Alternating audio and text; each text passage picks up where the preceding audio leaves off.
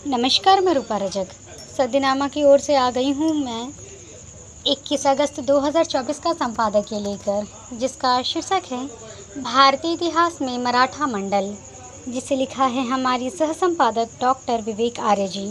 लेखक बच्चों के डॉक्टर हैं। आज का हमारा विषय भारतीय इतिहास को लेकर है। भारतीय इतिहास यानी भारत के इतिहास काफ़ी प्राचीन है। भारत के इतिहास में कई आक्रमण भी हुए, कई रक्षक भी आए। कभी मराठा का आक्रमण तो बाजीराव प्रथम ने बहुत अंशों में मराठा शक्ति और प्रतिष्ठा को बढ़ा दिया था, परंतु जिस राज्य पर उसने अपने स्वामी के नाम से शासन किया उसमें ठोसपन का बहुत अभाव था। आज का हमारा विषय इस संबंध में है और जानते हैं आगे क्या कहते हैं हमारे संपादक महोदय। बाजीराव प्रथम को जब अनेक मराठा सरदारों के विरोध का सामना करना पड़ा, विशेष रूप से उन सरदारों का जो क्षत्रिय थे और ब्राह्मण पेशवा की शक्ति बढ़ने से ईर्ष्या करते थे, बाजीराव प्रथम ने पुश्तैनी मराठा सरदारों की शक्ति कम करने के लिए अपने समर्थकों में से नए सरदार नियुक्त किए थे और उन्हें मराठों द्वारा विजित नए क्षेत्रों का शासन नियुक्त किया था। इस प्रकार मराठा मंडल की स्थापना हुई, जिसमें ग्वालियर के शिंदे, बड़ौदा के गायकवाड़, इंदौर के होलकर और नागपुर के भोसला शासक शामिल थे। इन सबके अधिकार में काफ़ी विस्तृत क्षेत्र था। इन लोगों ने बाजीराव प्रथम का समर्थन कर मराठा शक्ति के प्रसार में बहुत योगदान दिया और सहयोग किया, लेकिन इनके द्वारा जिस सामंतवादी व्यवस्था का बीजारोपण हुआ, उसके फलस्वरूप अंत में मराठों की शक्ति छिन्न भिन्न हो गई।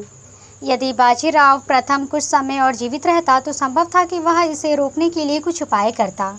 उसको बहुत अच्छी तरह मराठा साम्राज्य का द्वितीय संस्थापक माना जा सकता था। मराठा शक्ति का विभाजन। बाजीराव प्रथम ने बहुत अंशों में मराठा शक्ति और प्रतिष्ठा को बढ़ा दिया था, परंतु जिस राज्य पर उसने अपने स्वामी के नाम से शासन किया उसमें ठोसपन का बहुत अभाव था। इसके अंदर राजा राम के समय में जागीर प्रथा के पुनः चालू हो जाने से कुछ अर्ध स्वतंत्र मराठा राज्य पैदा हो गए। इसका स्वाभाविक परिणाम हुआ मराठा केंद्र सरकार का दुर्बल होना तथा अंत में इसका टूट पड़ना। ऐसे राज्यों में बराबर बहुत पुराना और अत्यंत महत्वपूर्ण था बरार। यह उस समय रघुजी भोसले के अधीन था, जिसका राजा साहू के साथ वैवाहिक संबंध था। उसका परिवार पेशवा के परिवार से पुराना था, क्योंकि यह राजा राम के शासनकाल में ही प्रसिद्ध हो चुका था। दभारे परिवार ने मूल रूप से गुजरात पर अधिकार कर लिया था, परंतु पुश्तैनी सेनापति के पतन के बाद उसके पहले के पुराने अधीन रहने वाले गायकवाड़ों ने बड़ौदा में अपना अधिकार स्थापित कर दिया। ग्वालियर के सिंधिया वंश के संस्थापक रणोजी सिंधिया ने बाजीराव प्रथम के अधीन गौरव के साथ सेवा की तथा मालवा के मराठा राज्य में मिलाए जाने के बाद इस प्रांत का एक भाग उसके हिस्से में पड़ा। इंदौर परिवार के मल्हार राव व होलकर ने भी बाजीराव प्रथम के अधीन विशिष्ट रूप से सेवा की थी तथा मालवा का एक भाग प्राप्त किया था। मालवा में एक छोटी सी जागीर पवारों को मिली, जिन्होंने धार में अपनी राजधानी बनाई। बाजीराव प्रथम में मराठा शक्ति के प्रदर्शन हेतु 29 मार्च 1737 को दिल्ली पर धावा बोल दिया था।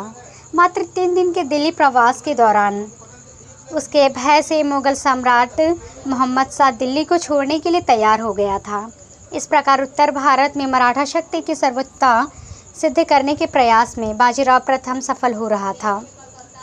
उसने पुर्तगालियों से बसई और सालसेट प्रदेशों को छीनने में सफलता प्राप्त की थी। शिवाजी के बाद बाजीराव प्रथम ही दूसरा ऐसा मराठा सेनापति था जिसने गुरिल्ला युद्ध प्रणाली को अपनाया। यह लड़ाकू पेशवा के नाम से भी जाना जाता है। इसके साथ ही मराठा संघ का जनक, जो बाद में हिंदुस्तान में कई रियासतों के रूप में उभरा। तो ये था दोस्तों हमारा आज का संपादकीय। कल फिर लौटेंगे एक नए विषय, एक नए संपादकीय के साथ। तब तक के लिए नमस्कार।